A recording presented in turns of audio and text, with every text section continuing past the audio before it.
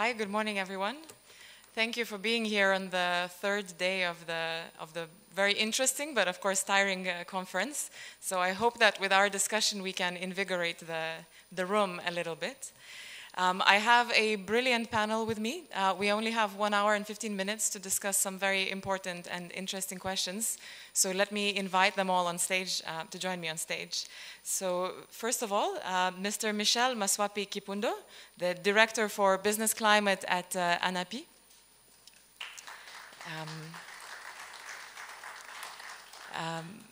Mr. Marco Cuyu, Deputy Director General of ARE.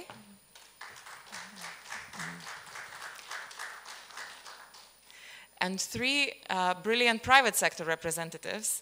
Mr. Archip Lobo, co-founder and head of business development at Nuru.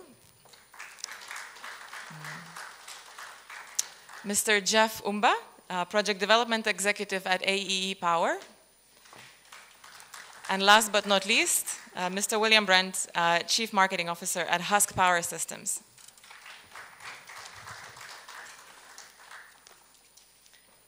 Thank you very much. I have a brilliant panel with 5 great men, so I'm feeling very empowered right now. Let me start with, we will start with a short presentation by Mr. Michel Maswapi Kipundo, after which we will go into the discussion. So over to you.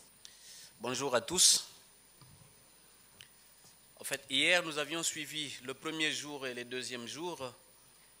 Nous avions suivi les interventions des panélistes qui nous disaient que pour arriver à investir dans les secteurs de l'énergie, il faut assainir le climat des affaires. Et aujourd'hui, nous allons nous entretenir sur les 4 points essentiels. Nous allons parler du climat des affaires en République démocratique du Congo.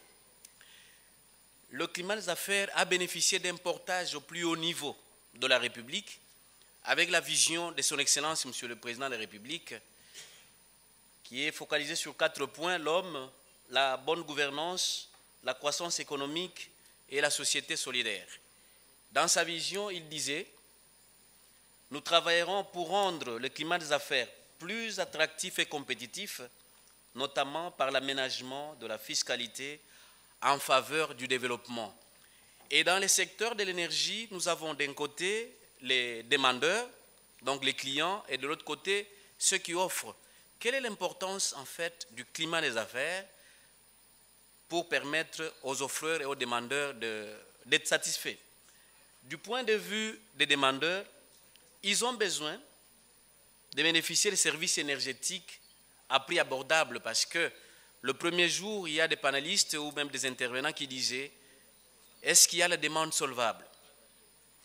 Le climat des affaires va nous permettre aux clients de bénéficier de la transparence dans la fixation des tarifs.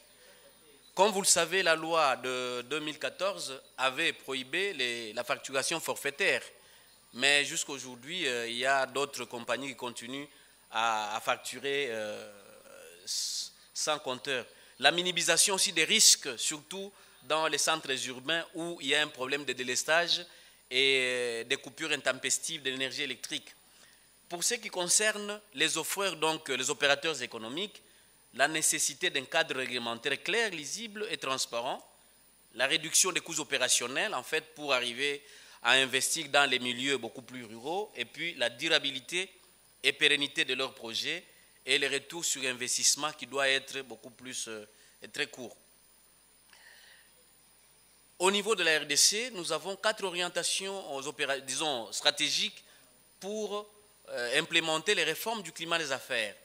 La simplification de procédures, c'est une nécessité. La réduction des délais pour avoir tous les documents. La réduction de coûts et puis la transparence. En termes de réformes que nous avions opérées au Congo, du point de vue légal, nous avons la loi et puis nous avons les décrets portant mesures d'allègement fiscaux et douaniers applicables à la production, à l'importation, à l'exportation d'énergie électrique. Et sur le plan institutionnel, nous avons les 2 structures, nous avons ARE et puis ANSER et autres réformes que nous avions opérées, la mise en place d'un guichet unique de traitement des demandes, de dossiers, de raccordement et puis intégration effective au sein de ces guichets uniques de l'OVD. Pour tous ceux qui veulent venir investir dans les secteurs de l'énergie, c'est plus facile. Il suffit de réunir tous les documents. Vous pouvez créer votre société à 80 $ américains, mais il y a des frais qu'il faut payer. Mais on vient de me signaler aujourd'hui, il y a un arrêté qui venait d'être signé. Le taux est passé pour l'établissement de 30 $ à 40 $. Il y a une petite majoration. Et de la société de 80 à 110 $. Donc, c'est plus facile. Nous pouvons créer notre société et dans 3 jours maximum. Dans des provinces où il n'y a pas les guichets uniques d'entreprise, nous sommes en train d'implanter les points uniques de création d'entreprise. Alors, il y a d'autres réformes que nous avions opérées. En ce qui concerne l'impôt sur les bénéfices et profits, nous sommes passés de 40, 35, aujourd'hui c'est à 30%. La réduction des taux de pénalité à 2%, la réduction des délais de traitement des contentieux fiscaux de 6 à 3 mois, et les guichets uniques de déclaration et de paiement des impôts, cotisations sociales et contributions patronales. Les guichets uniques existent. Et aujourd'hui, nous avons les télédéclarations au niveau de la DGI. Nous avons aussi mis en place, toujours au niveau de la DGI, les progiciels, au niveau de la DGRAL, l'OGIRAD, et au niveau de la DGA Sidonia. Donc tout ça, c'est pour permettre aux opérateurs économiques de bien investir et de ne pas avoir trop de soucis. Au niveau de l'ANAPI, vous allez consulter notre site. Nous avions mis en place un vademecum des impôts, droits, taxes et redevances, secteur de l'énergie. Donc il suffit d'entrer dans les sites de l'ANAPI, www.investinDRC.cd, vous aurez toutes les taxes, les impôts qu'il faut payer dans les secteurs de l'énergie. Alors, autre réforme, nous avions suivi la fois passée, nous avions mis la loi sur les PPP, la loi sur la promotion de l'entrepreneuriat et start-up, la loi sur le numérique qui est aujourd'hui opérationnelle, et la plateforme électronique de Ségus. Nous avions aussi rationalisé les systèmes de paiement de droits dus à l'État congolais. Garantie, les investisseurs ont besoin d'une garantie et de la sécurité de leurs investissements. La RDC, il y a deux mécanismes, le mécanisme interne au travers de la Constitution de la République et au niveau du Code des investissements. Pour ce qui concerne la garantie, il y a un traitement identique entre les investisseurs étrangers et les Congolais. Les droits de propriété individuels et collectifs des investisseurs sont garantis. Il y a la liberté même de transférer de fonds à l'étranger, mais en respectant la loi sur l'échange. Et puis interdiction des nationalisations et d'expropriation de biens des opérateurs économiques. Le respect des droits acquis. Là, c'est sur le plan interne. Sur le plan externe, la RDC, comme vous le savez, est membre de l'OADA. De l'ACA, c'est l'Agence pour l'assurance du commerce en Afrique. CIRDI, Centre international pour les règlements des différends en matière d'investissement. La RDC est aussi membre de l'AMIGA. Le coordonnateur de l'UCPPP, vous avez parlé, il y a même un financement, un appui financier de l'AMIGA. Comme la RDC est membre, donc tous les investisseurs ici peuvent bénéficier de l'appui de l'AMIGA, mais il faut être un IDE. Le protocole de la SADC et plusieurs autres conventions que la RDC a signées pour en fait appuyer les opérateurs économiques. Les incitations, il faut minimiser le coût pour investir. Et la RDC a mis en place le code d'investissement. Et ce code, et là c'est la loi sur les décrets sur l'électricité, tous les investisseurs dans le secteur de l'électricité, ils ont besoin de bénéficier des exonérations.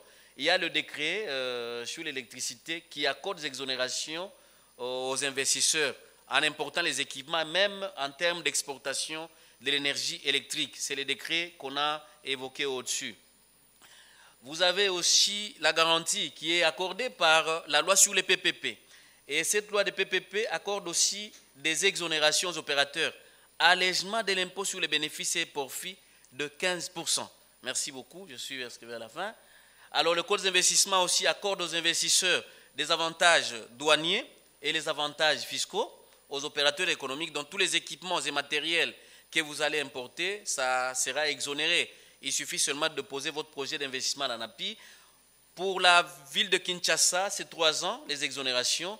Matadi, Lubumbashi, Likasi et Kolwezi, c'est 4 ans. Et le reste de la République, donc le Congo profond, vous bénéficiez de ces exonérations, avantages douaniers, fiscaux et parafiscaux pendant 5 ans.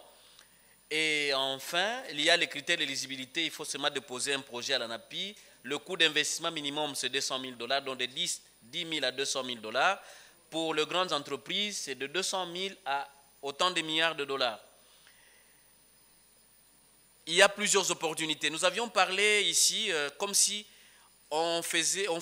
notre focus était beaucoup plus sur les commerçants. Mais nous, au niveau de l'ANAPI, on stimule les opérateurs économiques à transformer. Au lieu que nous continuions à acheter les batteries en Chine, nous achetons les batteries en Allemagne, en Inde, nous pouvons fabriquer les batteries au Congo parce que nous avons les inputs ici, non loin de la ville de Kinshasa. Donc, pour les solaires, les panneaux solaires, nous pouvons les fabriquer sur place. Les batteries, vous savez, au Congo, nous avons le nickel, nous avons le fer, le cobalt, le lithium, le manganèse. Nous pouvons fabriquer sur place au lieu d'importer les batteries et les accessoires pour l'énergie solaire. Les câbles électriques, nous avons déjà des usines. Il y a une qui est à Kinshasa, une autre qui est à Lubumbashi. Pour ce qui concerne la stratégie de diversification horizontale, les cabines, nous pouvons aussi les fabriquer parce que nous avons le fer, nous avons les cuivres. Les turbines aussi, on peut les fabriquer sur place. Même les poteaux en bois et les poteaux en fer. Nous pouvons les fabriquer sur place pour en fait arriver à minimiser les coûts. Les success stories, l'ANAPI a fait beaucoup de choses. Nous avons nos collègues de Nourou qui ont bénéficié quand même de l'appui. Il y a plusieurs, on n'a pas voulu mettre toutes les données statistiques. Donc, les quelques entreprises qui ont bénéficié de l'appui de l'ANAPI, nous avons Virunga, vous aviez suivi M. Balolé hier qui parlait. Nous avions commencé avec Virunga dès la création d'entreprises jusqu'à tout ce qu'ils sont en train de faire. Il y a plusieurs, donc ils vont arriver à 8 projets. Mais il y a déjà 2 et 3 qui sont déjà opérationnels, donc c'est l'appui de l'ANAPI. Madame, je vous remercie parce qu'il nous reste 2 secondes. L'ANAPI, son travail, c'est faire la promotion des investissements, la construction de l'image des marques et accompagner les investisseurs avant, pendant et après investissement. Je vous remercie.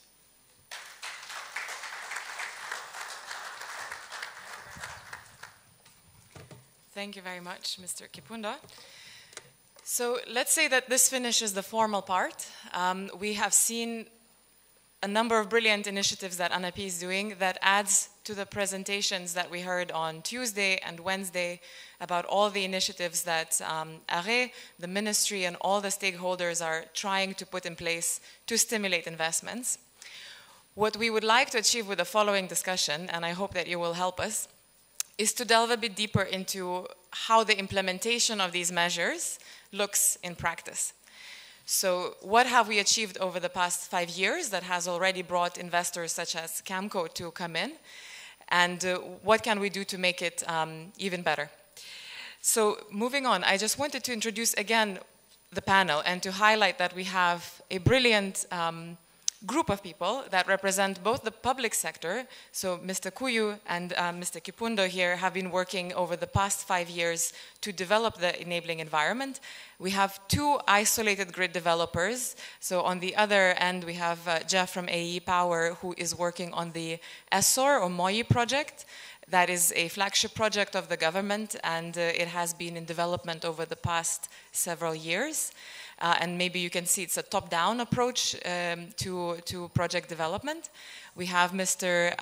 Arship from Nuru, who has been developing many isolated grids using, let's say, a bottom-up approach.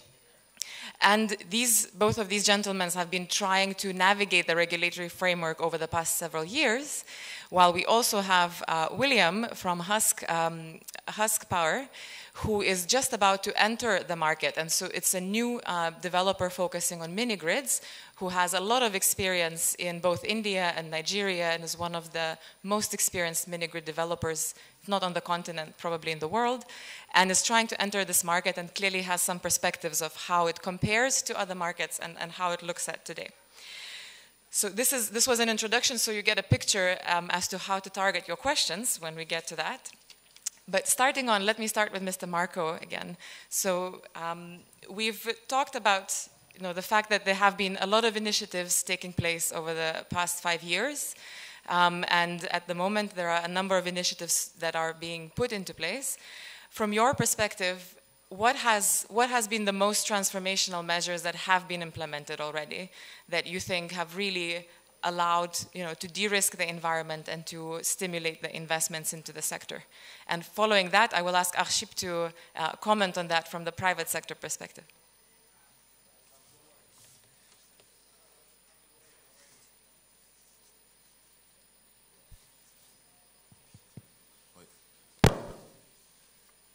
Thank you very much. Merci. De mon point de vue, je pense que la plus grosse des initiatives a été celle de mettre en place de manière effective les autorités de l'ARE et de l'ANSER. Donc, choix qui a été fait par le président de la République en 2020. Parce que ça a aidé à clarifier l'environnement législatif et réglementaire en RDC, en mettant en place les autorités qui font partie du cadre institutionnel pour booster l'électrification en RDC. Et donc, on le voit d'ailleurs en CER qui nous accueille, il y a plusieurs initiatives qui ont été prises par ANSER pour électrifier les milieux ruraux et périurbains, et également l'ARE qui, depuis son installation, travaille d'arrache-pied pour accorder des permis à ceux qui viennent dans le secteur, continue à accompagner ceux qui ont reçu des titres avant, et de par son mandat de contrôle a priori et a posteriori aide les différentes entreprises à prospérer.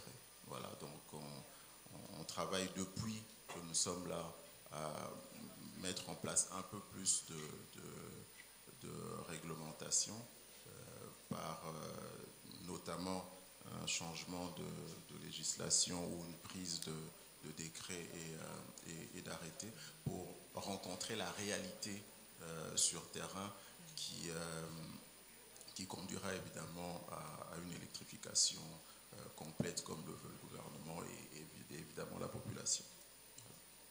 Merci beaucoup.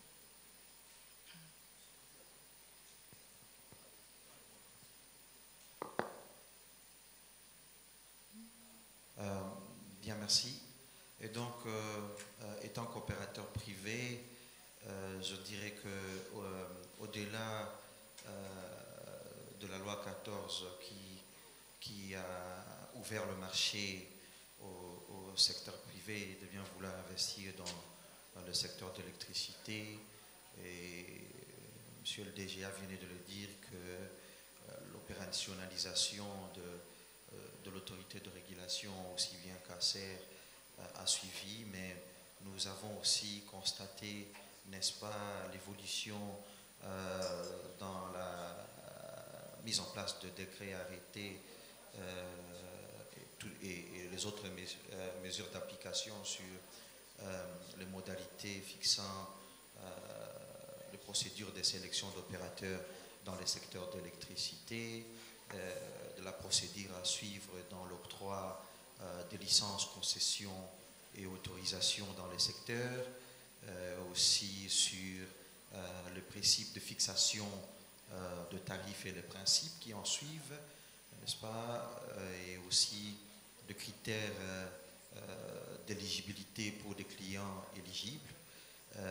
Autant d'avancées qui ont permis à ce que, effectivement, que le secteur privé se trouve dans la possibilité, n'est-ce pas, de sécuriser des permis et des autorisations, aussi bien que de garantir le risque sur l'investissement en obtenant des tarifs, n'est-ce pas, approuvés par les autorités compétentes dans les secteurs d'électricité. Mais en part cela, je dirais aussi au niveau institutionnel, nous avons constaté vraiment une évolution dans la décentralisation des institutions publiques, dont ACER et ARE au niveau des provinces des pôles, qui crée un rapprochement avec les opérateurs du secteur privé et qui, n'est-ce pas, amène beaucoup plus de souplesse dans le traitement de dossiers des opérateurs privés pour ce qui est des licences, dans les traitements de conflits de périmètre de concession de distribution, n'est-ce pas, et qui permet à ce que nos investissements soient sécurisés. En dernier lieu, je dirais aussi qu'il y a de plus en plus une forte vulgarisation du cadre légal et réglementaire, et au-delà de lois incitatives telles que les initiatives mises en place par l'ANAPI et qui essayent, n'est-ce pas, d'octroyer certains avantages tels que les exonérations à l'importation sur les revenus annuels, qui essayent aussi de réduire le coût d'investissement afin que les opérateurs privés puissent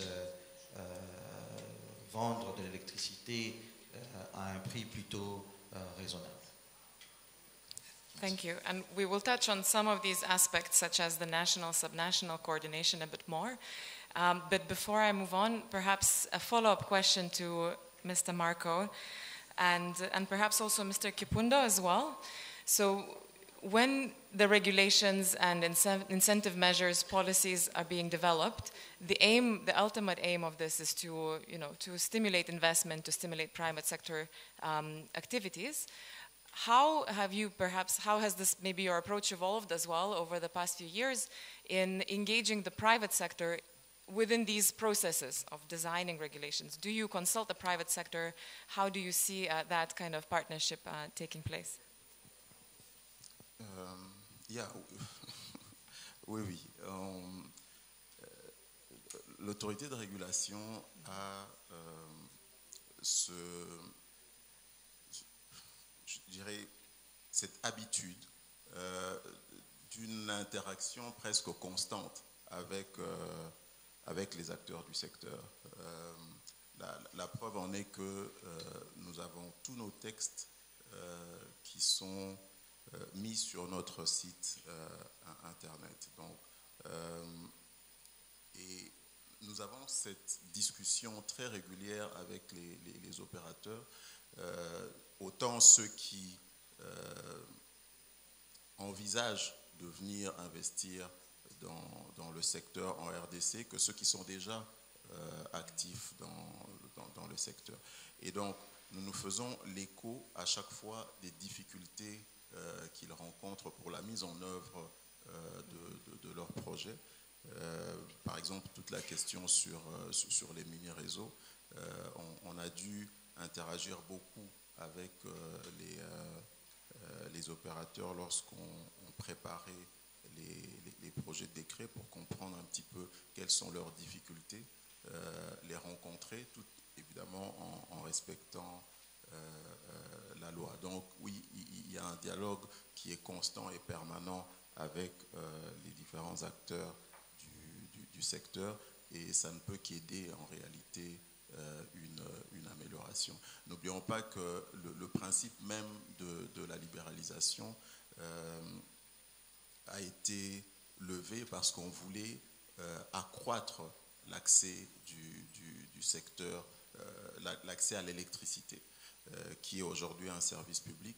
Et donc, pour arriver à rendre cela effectif, il faut que ces acteurs-là soient à l'aise de venir investir en RDC. Et le cadre est là, l'ANAPI l'a expliqué, mais il faut également un accompagnement au quotidien, c'est ce que nous faisons.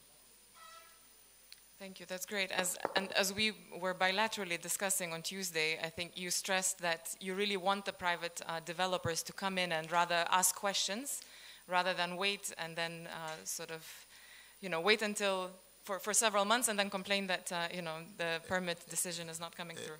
Exact. Et ça, c'est important qu'on le dise aux différents acteurs. Nous avons à l'autorité de régulation une politique de porte ouverte et de transparence. C'est Nous avons une adresse contact où tous les opérateurs peuvent écrire. Nous avons un numéro de téléphone et les conseils que l'on peut donner dans la préparation des dossiers, ce sont des conseils qui sont purement gratuits. Donc, il ne faut vraiment pas hésiter à frapper à nos portes. J'ai entendu quelqu'un de la FEC mentionner qu'il y avait une centaine d'actes parafiscaux qui relevaient de l'autorité de régulation. Je pense qu'il faut clarifier cet élément-là.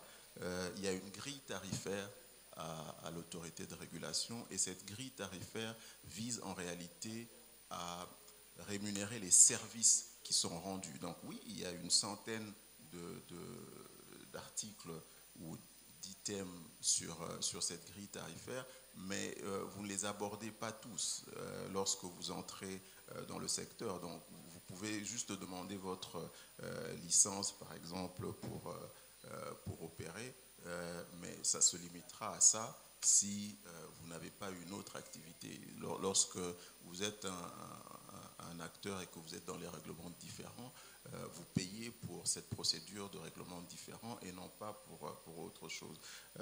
Donc voilà. Merci. Et Monsieur Kipunda, would you like to add anything?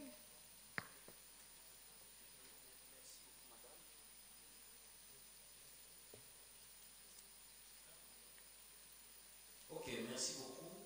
En fait, en termes de textes, au niveau de l'ANAPI, nous avons fait un recueil des textes dans les secteurs de l'électricité et non de l'énergie. Et comme j'avais dit, si vous entrez dans les sites internet, tous les textes, nous les avions mis ensemble dans un seul recueil. Mais il y a encore d'autres décrets qui seront finalisés d'ici là, comme nous avions suivi la fois passée. Mais au niveau de l'ANAPI, nous avons une stratégie parce que tous ceux qui ont fait le droit ont dit nul n'est censé ignorer la loi. Mais nous avons dépassé ces stades en faisant plusieurs types de communication. Et la communication, beaucoup plus de sensibilisation auprès des opérateurs économiques et même du changement parce que les agents de l'État, ils peuvent avoir les informations mais ils n'arrivent pas à disséminer ces informations auprès des opérateurs économiques. Nous saluons la stratégie d'Anser. Ce que Anser est en train de faire, c'est la stratégie de proximité, rester aux côtés des opérateurs économiques. Mais nous, au niveau de l'ANAPI, nous avions dit que l'une des missions de l'ANAPI, c'est accompagner les opérateurs économiques. Nous avons un service aftercare. Donc, nous accompagnons les opérateurs économiques à tout moment. Et tous les services de l'ANAPI sont gratuits. Nous avons même un service plaidoyer. Donc, nous collectons, nous faisons de rente dans toutes les provinces de la RDC. Récemment, il y a 4 jours, avant ce séminaire, nous étions à Lodja. Donc, on approche les opérateurs économiques, nous collectons les doléances et nous faisons les plaidoyers auprès des autorités politiques. Et sur base de ces plaidoyers, d'autres plaidoyers nécessitent l'élaboration des textes réglementaires et nous les faisons. Donc, nous allons convier aux opérateurs de consulter les sites de l'ANAPI. C'est en 52 langues. Hein, donc, vous pouvez consulter les sites. Si vous parlez anglais, chinois, allemand, vous pouvez les consulter. Vous aurez toutes les informations sur la fiscalité, les informations sur les réformes opérées et les informations sur la réglementation. Juste pour mettre une emphase sur ce que je disais plus tôt et sur ce que l'ANAPI disait, les opérateurs doivent se sentir libres et on les encourage à venir vers les deux institutions, Anser et ARE. Nous avons nos bureaux également en province et c'est vraiment pour être près d'eux. Ceux qui opèrent des mini-réseaux, par exemple, dans des provinces, ils ont aujourd'hui la possibilité d'aller directement auprès de ces institutions-là. Et toutes les fois où ils entrent en contact avec nous, la loi nous oblige à leur répondre et à répondre en déant un certain délai. Donc la diligence est au rendez-vous. Et si nous n'avons pas une information pour nous permettre de répondre à leurs préoccupations, nous la demandons. Donc vraiment, ayons ce dialogue-là constant et on pourra avoir une relation gagnante-gagnante. Win-win. Perfect. This is definitely what we want to hear. Perhaps my private sector colleagues can then, in their responses, subsequently can comment on how they have been engaging to date. But so moving on to the next question, perhaps to Jeff, and I will ask you to introduce the project a little bit more. But as I said, so you are working on a project that could be considered a flagship project for the government. It's been in development for several years. It's, let's say, what's called a top-down approach. So the government decided what are the priority areas, help design, de-risk the project by doing all the studies and designing template agreements, selecting the winning consortium to develop the project. You have been working on this for several years, and I know that it's probably all of us wanted to see it, materialize as soon as possible. It is a first mover project. First mover projects always take more time. The expectation is that they will also help us develop, both the private sector and the public sector, develop the experience, and then we can use it further. But perhaps you could just share, based on your experience, so what are your key lessons learned through this process, and how perhaps it could be improved for these types of projects moving forward? Alors, merci Eva pour la question. Le MOI a été conçu comme un projet pilote qui devait démontrer les avantages des concessions des mini-réseaux à grande échelle, en ayant la flexibilité et pour mobiliser les financiers et les décideurs politiques afin de travailler ensemble et de développer un modèle approprié pour être plus tard facilement duplicable. En fait, durant la phase de développement, nous avons appris un certain nombre de choses. Premièrement, les sites qui ont été attribués comportaient un certain nombre de populations. Donc, il fallut pour nous déclencher les mécanismes de restauration des moyens de subsistance et des plans de réinstallation. Ça, c'est le premier élément.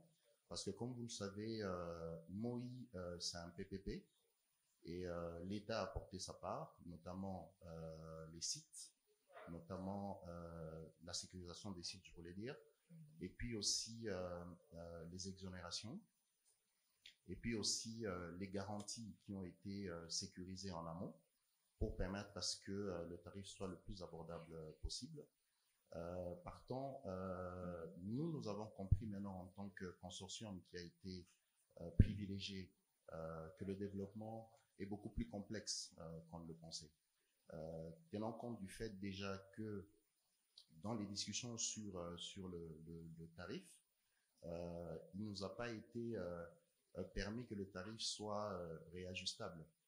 Surtout que vous savez que lors de la phase initiale, c'est très critique. Et donc, dans les discussions, nous avions voulu qu'on ait beaucoup plus de flexibilité, mais ça n'a pas pu être le cas. On a encore appris que les procédures, notamment dans les discussions, dans les validations, parce qu'il faut tenir compte du fait que MOI est né dans un contexte particulier. Il n'y avait pas l'ARE, il n'y avait pas ANSER. Donc, du coup, il a été accompagné par l'UCM, qui a conduit toute la procédure des appels d'offres jusqu'à la sélection. Et par conséquent, lorsque les études ont été réalisées, les études de faisabilité, il était question de recruter des ingénieurs indépendants conseils pour pouvoir revoir nos études de faisabilité. Et toutes ces procédures prenaient beaucoup de temps. Et le projet était fortement tiré en longueur et c'est un coût important pour le développement. Donc, c'est ce qu'on peut partager à ce fait. Parfait, merci. Et Marco, so Jeff mentioned that at the time when the project started being developed, ARE was not really operational yet. So that is, let's say, one move forward that will hopefully help us speed up the process in the future. What else? Do you have any other thoughts to share on how we can become faster at moving these types of projects forward? Écoutez, oui, l'ARE n'était pas encore en place avant 2020, mais les textes existaient.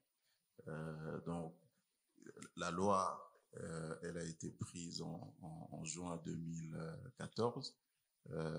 Les décrets sur l'ARE ont été pris en 2016. Toute une série de décrets et d'arrêtés ont été pris en 2018. Et donc, tous les acteurs qui agissaient en lieu et place de l'ARE avant leur installation avaient tous les outils nécessaires pour pouvoir travailler.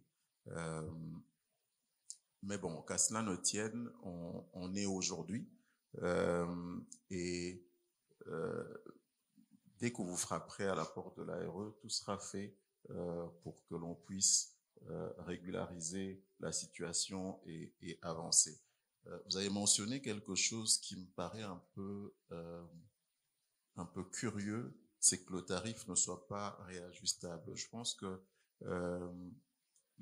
la loi, autant que les réglementations, donc les mesures d'application, prévoient la possibilité de réviser un tarif en fonction de la situation réelle de l'agent ou en fonction de la situation du marché. Donc, il n'y a vraiment pas de raison pour qu'un tarif soit figé.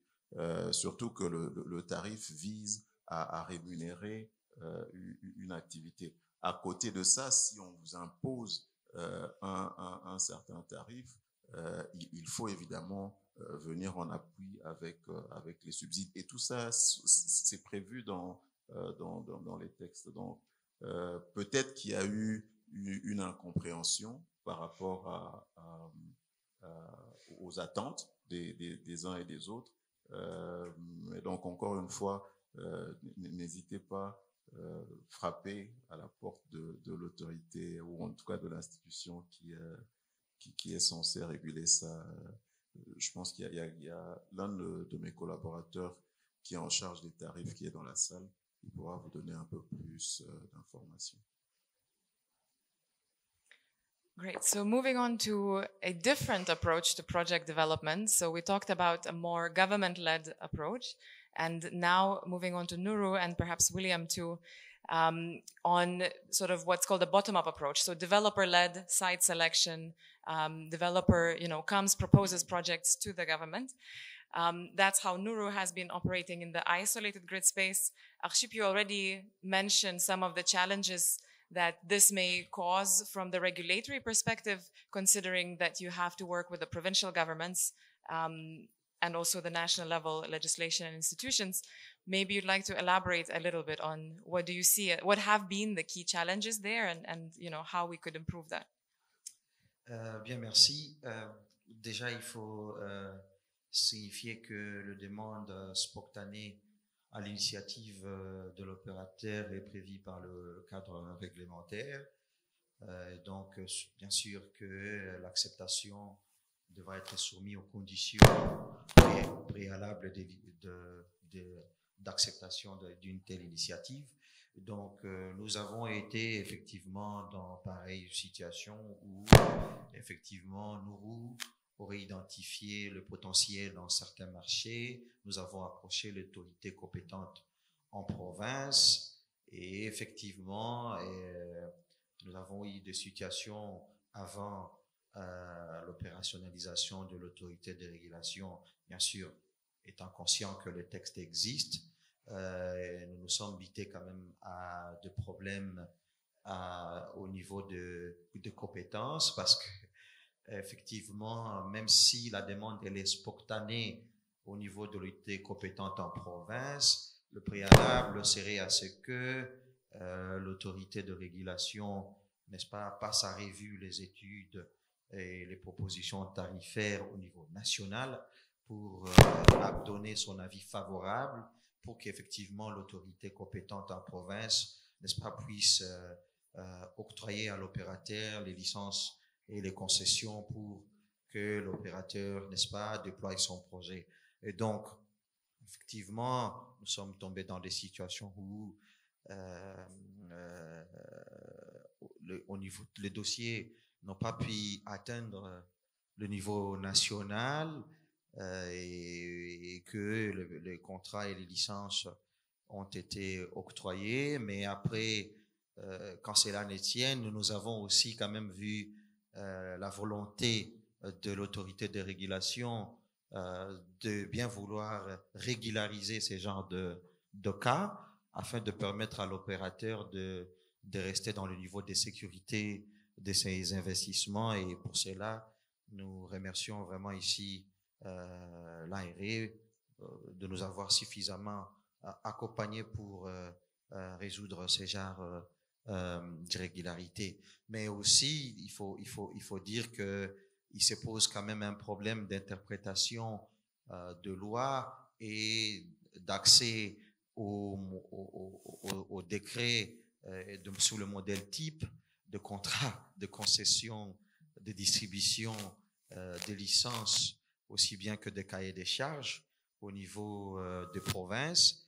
Et donc, à ce niveau-là, effectivement, on a été confronté à des situations où les types de licences ou autorisations octroyées n'ont pas respecté le standard voulu par le cadre réglementaire en RDC, mais il revient maintenant à l'opérateur privé de lui-même investir dans le cabinet conseil pour permettre à ce que certains cabinets conseils puissent, n'est-ce pas, anticiper les risques de l'opérateur en travaillant avec les autorités compétentes à la province pour essayer d'améliorer les types de contrats types tout en respectant les modèles voulus par la loi. Ça, ce sont des expériences que nous avons connues, il faut avouer, avant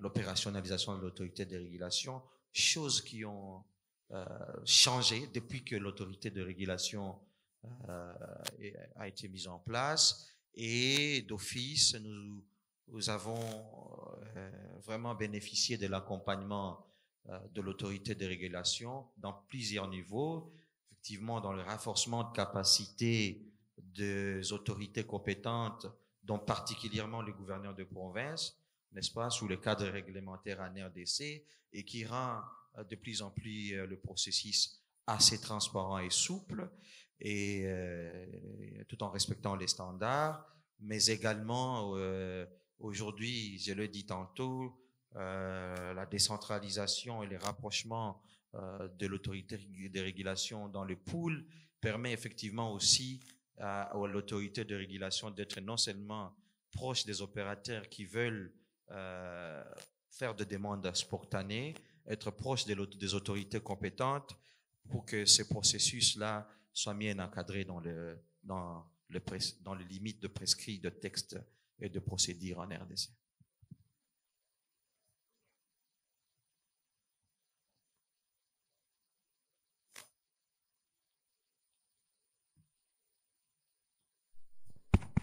Okay, it's back.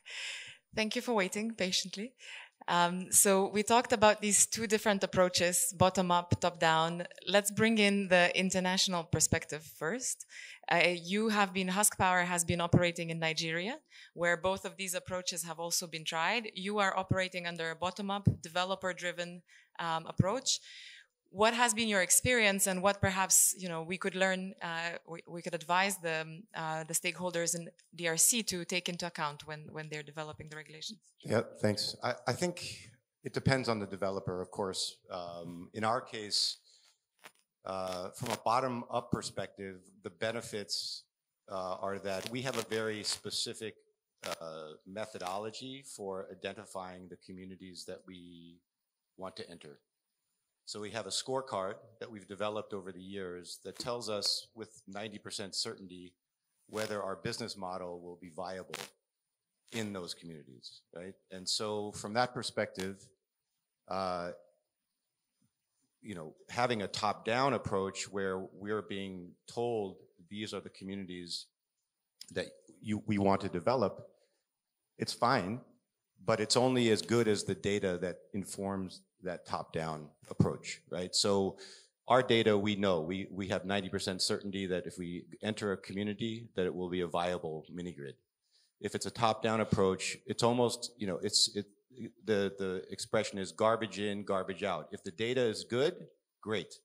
If the data is not, then we would have to go again and analyze that data, which would take more time and expense from our perspective. And we're doing that actually in Nigeria. We do off-grid mini grids, but we also are doing grid integrated mini grids. They're called interconnected mini grids in Nigeria. So we're working with the DISCO there, and they've identified those communities. But we've found that we have to go back into those communities, update the data, analyze that data through our lens in order to be confident that we're able to actually make that a viable site. I'm looking at Jeff over there because Essor project had to do the same. Is that right? So once the first feasibility was done during the concession tendering phase, you still had to go back. Yeah.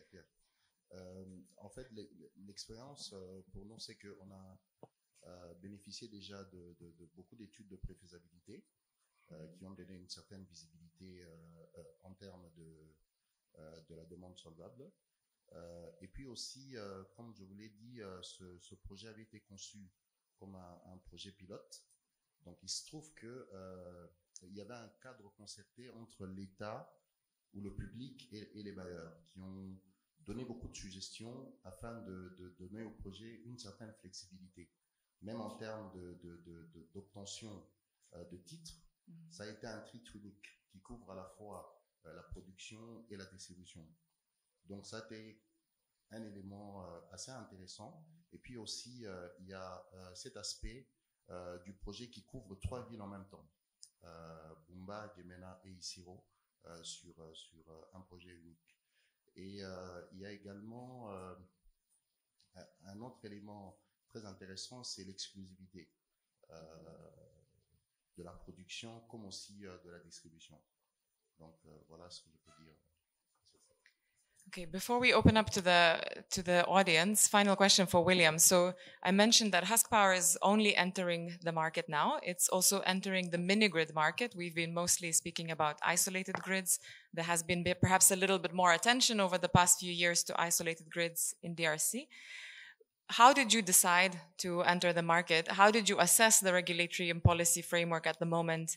You know, what were the key sort of enablers that you saw here that already exist, and what are the still challenges that you think might sort of impede you raising capital and successfully working here? So, I mean, I should thank Anser and ANAPI. I met the DG of ANAPI in London last year, and I've met the DG of Anser several times at events. And conversations with them were quite helpful in terms of taking a closer look at DRC. In terms of how we look at the market, or any market, DRC or other, you know, one of the things I haven't heard much about, if at all, over the past 3 days is this concept of levelized cost of energy, coût actualisé de l'énergie, is that right? I think. And that's a really important, for us, it's the most important metric for how we look at a market. If our levelized cost of energy, so levelized cost of energy measures the lifetime costs, including CapEx and OpEx, divided by energy production.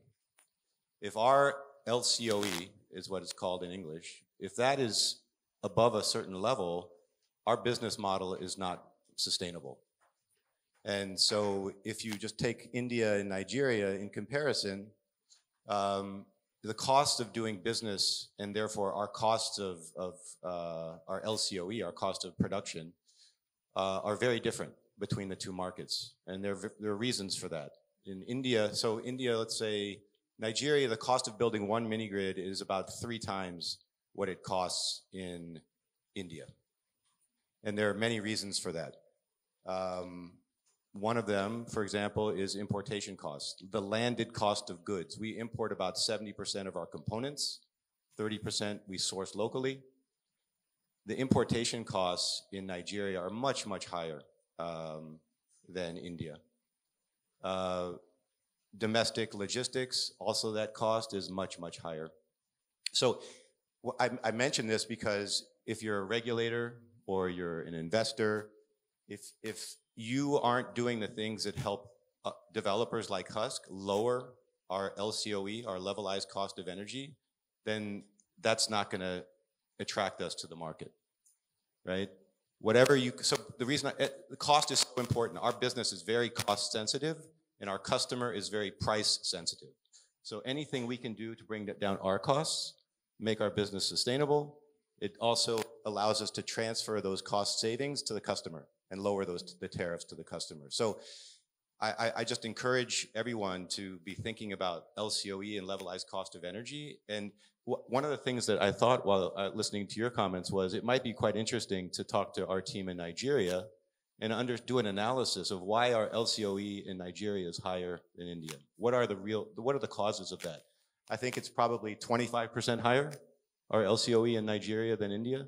What can we do to bring that down so that they're equal and the costs are the same?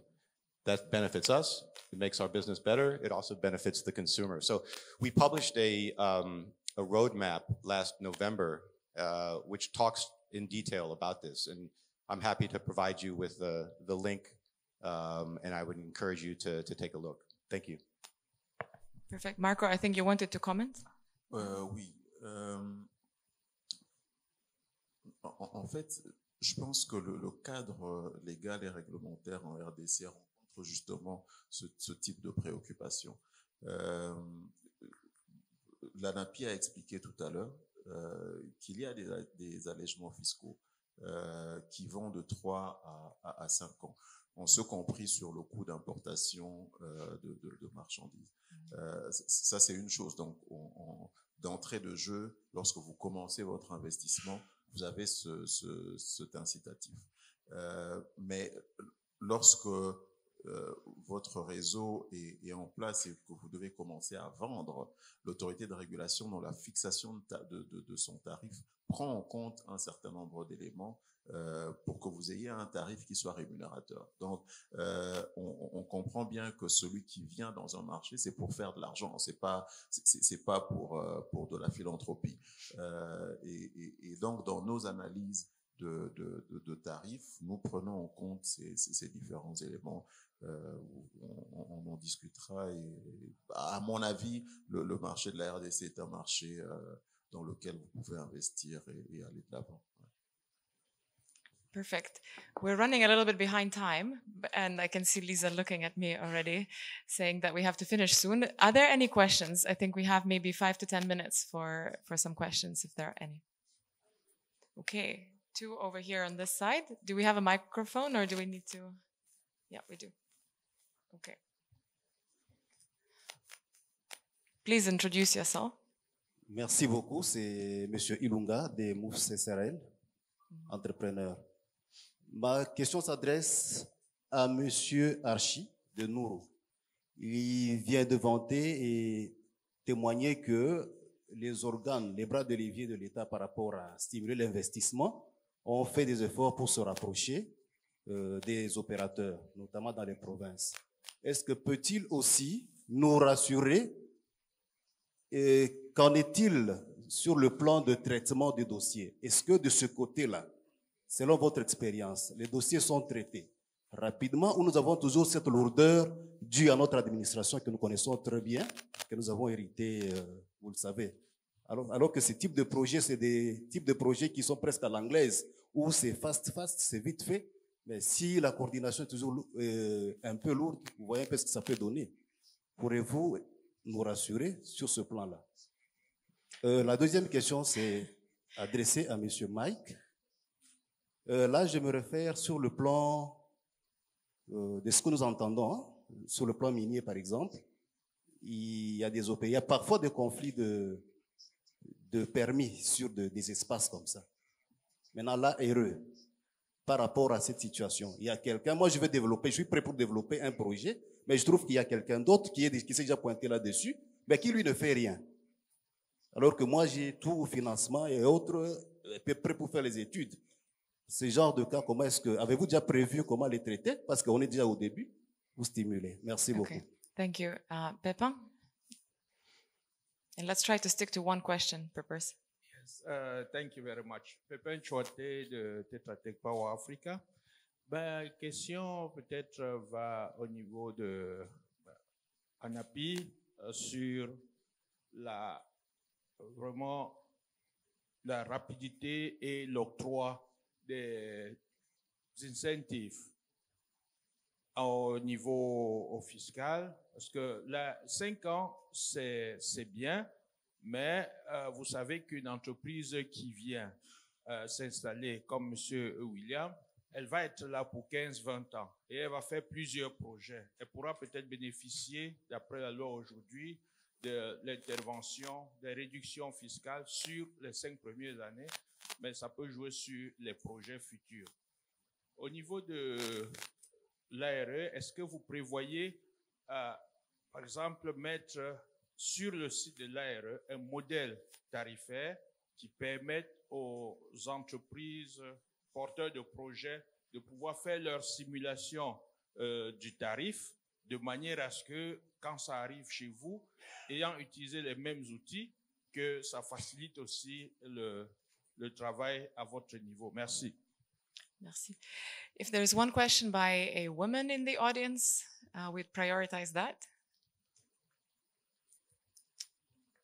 No? Okay, then the final question from gentleman over there.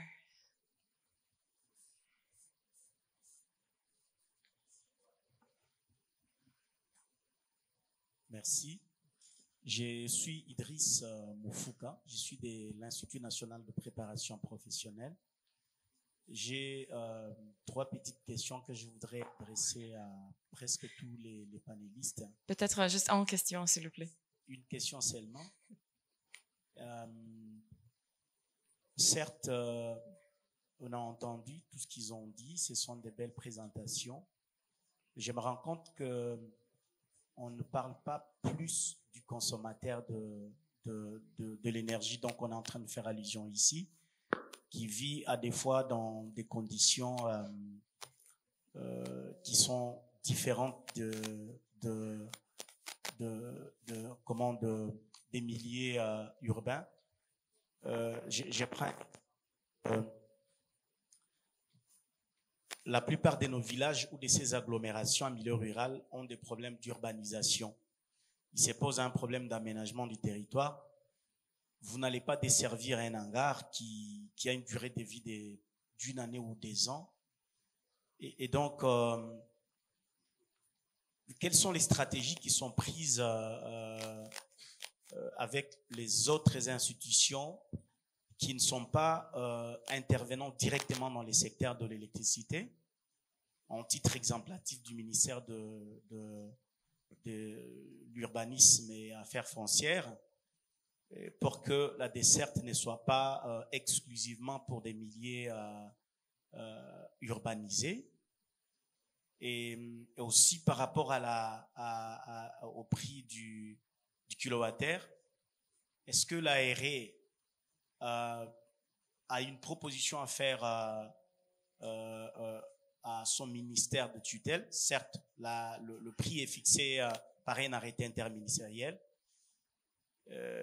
en tenant compte des conditions de vie socio-économiques de l'arrière-pays, où jusqu'à aujourd'hui, il y a certains ménages qui ne seront pas en mesure de payer même $10 le mois. Je prends l'exemple du projet Kakobola, qui sera inauguré d'ici là. Mais quand vous prenez les 3 agglomérations qui seront desservies, Kikwit, Gungu et Idiofa, rien qu'à Gungu, excusez-moi, je ne vois pas un ménage qui va payer $10. Est-ce qu'au-delà de toutes ces questions liées à la fixation du prix des kilowattheures contextualisé, adapté par rapport au mode de vie de chaque agglomération, est-ce qu'il n'y a pas moyen de coupler également à tous les projets énergétiques une approche d'apprentissage ou d'initiation à la culture de la création des activités génératrices de revenus, pour que ces ménages, une fois desservis, qu'ils soient en mesure de payer l'électricité? Sinon, ça sera de l'investissement qu'on va jeter pour rien. Et après, on va se retrouver encore dans une autre table ronde en train de discuter ici. Mais de l'autre côté, les questions de pérennisation et d'appropriation ne sont pas prises en compte. Pour terminer, qu'est-ce que vous faites pour l'acquisition des compétences techniques dans ces agglomérations? Parce qu'en majorité, ces agglomérations n'ont pas des institutions de formation professionnelle. Et donc, je vous proposerai de rejoindre l'INPP, qui est un établissement public accrédité en RDC sur la formation professionnelle ou le développement de compétences, mais qu'on trouve aussi dans toutes les provinces à travers le pays. Merci beaucoup. Thank you. I think the final question nicely stressed why are we here for, which is to help ensure that the electrification reaches the last mile and is affordable and is linking to economic development. There were, of course, discussions on that yesterday as well. But the LCOE question, tariff, everything links together. I will ask, if possible, all of you will have the last word to respond to the questions that you think spoke to you, and perhaps also make some final remarks, given that we are quite behind time. So we had a number of questions on regulation, tariff model, affordability, training. You pick what you would like to comment on. Maybe starting then with Archip and then Jeff and moving on. Yeah, peut-être que je commencerai à premier pour répondre à la question qui m'a été adressée sur la garantie que je devrais donner par rapport à la souplesse dans le traitement de dossiers des opérateurs. D'abord, je dirais que le cadre réglementaire de la RDC prévoit de délai prévu pour le traitement de dossiers pour ce qui est de l'octroi des licences, concessions et autorisations, aussi bien que pour le tarif. Donc, la loi a prévu cela. Maintenant, d'un point de vue plutôt très opérationnel, il y a aussi quelques exigences pratiques sur la constitution du dossier, n'est-ce pas, que ce soit dossier administratif, technique et financière, aussi bien que dossier social et environnemental, à soumettre à l'autorité de régulation dans le traitement de dossier avant d'obtenir ces autorisations. Et donc, la souplesse dépend aussi de la capacité de l'opérateur à devoir répondre à ces exigences pour permettre à l'autorité de régulation de traiter le dossier comme il le faut.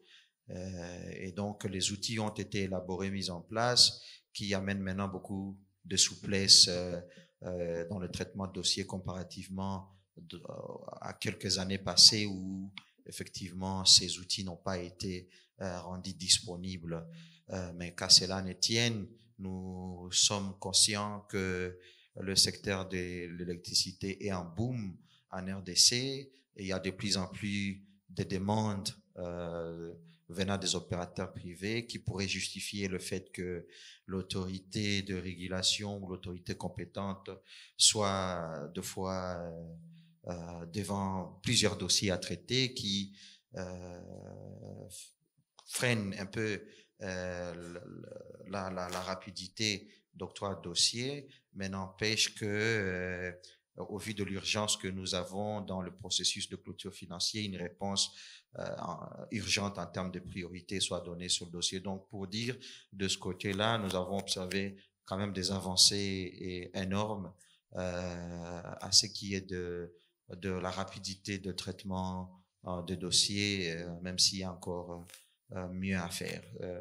Pour ce qui concerne particulièrement le traitement de dossiers tarifaires, il faut avouer que les principes sont bien prescrits pour que le tarif soit acceptable, mais à ce niveau-là, par contre, nous butons à un problème de modèle type du grille tarifaire qui traîne à venir et qui fait que le traitement de dossiers avance à pas de tortille, n'empêche que des initiatives du gouvernement ont été mises en place, bien sûr avec le lead de l'autorité de régulation, ISEM, ANSER et les autres acteurs, de devoir faire avancer n'est-ce pas, ces discussions de manière à ce que nous, opérateurs privés, puissions avoir un grille tarifaire et qui puisse permettre à ce que nous y mettions nos inputs pour que le traitement de dossier avance aussi très vite. Mais à ce point de ce point de vue-là, nous avons aussi été bénéficiaires d'un accompagnement particulier de l'autorité de régulation de devoir faire avancer ces genres de type de requêtes. Donc, même au niveau de l'ANAPI aussi, pour ce qui est de l'accompagnement du secteur privé dans l'octroi des avantages au coût d'investissement, c'est vrai qu'il y a des standards à respecter. Et aussi, et très souvent, la responsabilité n'est pas seulement de la partie publique, c'est beaucoup plus de l'opérateur, mais dès que le dossier remplit certaines conditions, le dossier avance. Côté ANAPI, par contre, c'est vrai que il y a une procédure qui, au niveau de l'ANAPI, qui est traitée en diligence, mais il devra suivre aussi la signature du ministère des Plans et de Finances. L'agenda de nos autorités, souvent très chargé, qui sont en dehors de leur propre volonté, retardent de fois l'octroi des arrêtés dans ces sens-là, mais de plus en plus, nous avons observé aussi des avancées à cette matière. Donc, c'est pour vous garantir qu'il y a des avancées énormes et que vous devez être rassurés que d'office, les choses se sont améliorées et que du côté administratif, le secteur privé a une attention particulière de la partie publique. Alors, pour Moïse, pour rebondir à la question de savoir comment amener l'électricité aux populations dans le Congo profond, les subventions sont cruciales. Pour le cas de Moïse, cela a été sécurisé en amont dès lors que l'État avait travaillé dans ce sens, ou le public avait travaillé dans ce sens. Donc, on sert aussi le fait à travers le fonds MIDA. Donc, pour que ça atteigne ces populations à travers le Congo profond, les subventions sont cruciales. Ok. Monsieur Ilunga, je pense. Voilà, je pense que Archie a fait l'avocat de l'autorité de régulation. Je n'ai quasi plus grand-chose à rajouter. Je vous dirais juste que en termes de diligence, c'est très important d'avoir un dossier bien ficelé si vous voulez que le traitement de votre dossier aille vite. L'une des grosses difficultés que nous rencontrons, c'est que les opérateurs ont des dossiers parfois mal organisés. On peut comprendre la grosse difficulté de trouver aujourd'hui des conseils qui sont bien formés en droit de l'électricité, mais il faut les rechercher si vous avez envie d'avoir des dossiers qui sont traités avec la plus grande diligence. C'est même pour ça que nous émettons des lettres de recevabilité. Une lettre de recevabilité de l'ARE n'est émise que lorsque votre dossier remplit toutes les conditions qu'il y a dans la checklist, donc la liste de contrôle que nous avons sur notre site. Donc, on va avoir parfois des opérateurs qui se lamentent que leur dossier n'avance pas, alors qu'en réalité, on leur a écrit pour leur demander un certain nombre d'éléments qui ne sont pas encore parvenus. Donc, nous faisons le nécessaire pour rester dans les limites de la loi. On se veut une administration un peu différente de ce que vous dites que nous avons connu depuis quelque temps.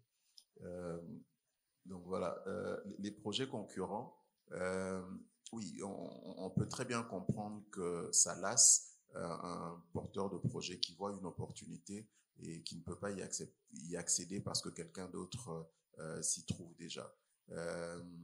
Mais ça, il y a deux points. C'est qu'il peut rencontrer une difficulté quelconque et donc il faut lui laisser le temps nécessaire pour se raviser.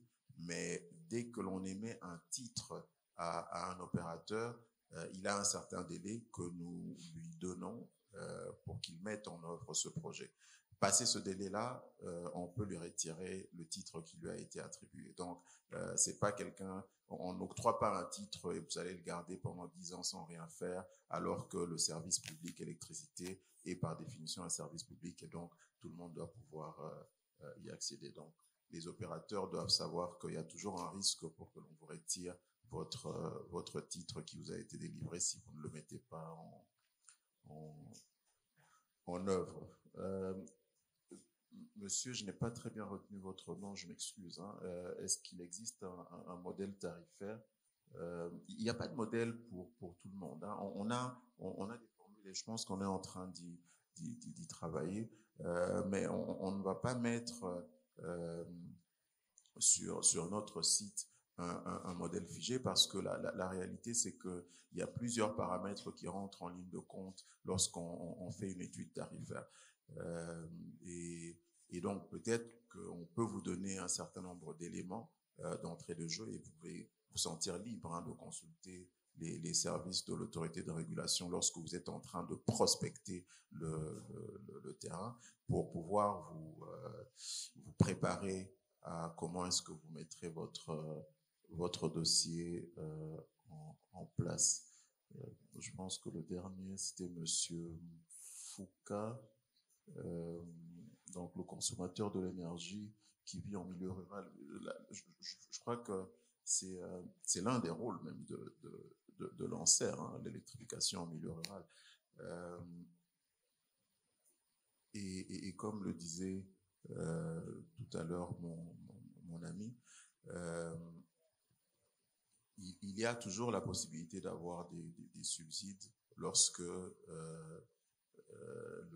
coût de l'électricité au consommateur final est inaccessible.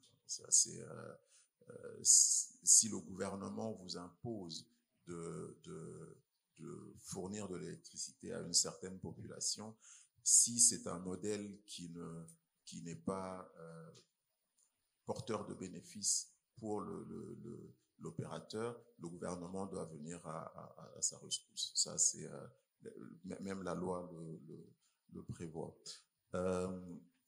Ceci dit, en milieu rural, il y a aussi des règles à respecter.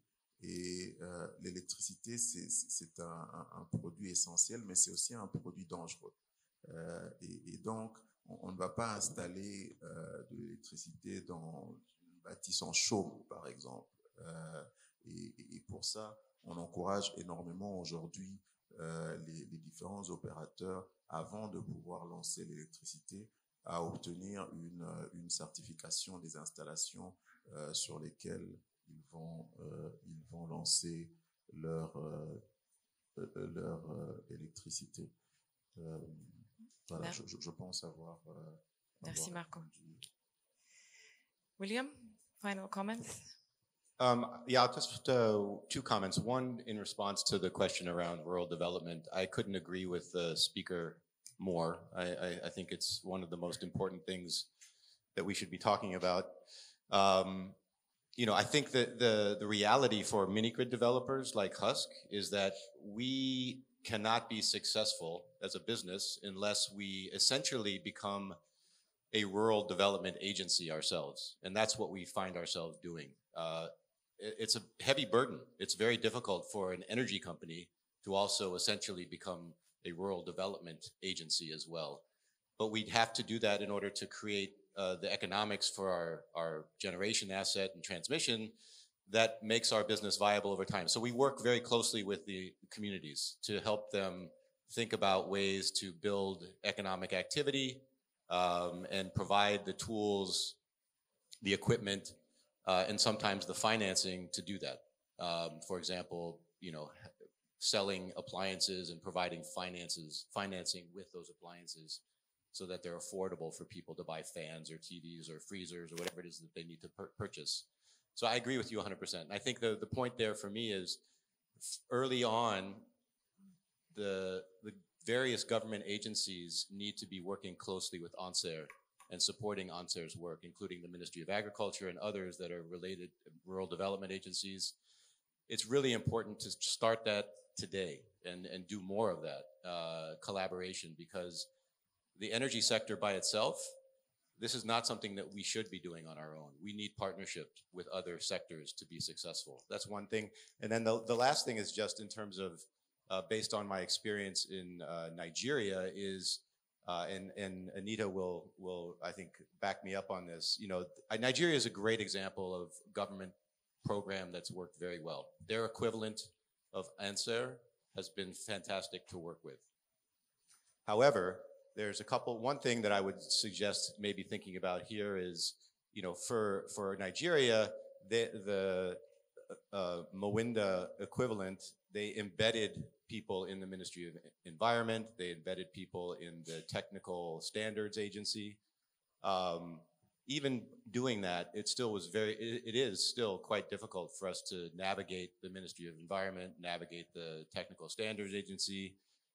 If there's any way to create one entity, instead of embedding people in other agencies, bring them into Mawinda and try and embed those people in Mawinda instead of doing it the other way around. So there's one place that we go for all of the approvals that we need. That would speed things up. It would reduce our time and expense in navigating all of these things, and it would help, I think, DRC accelerate rural development.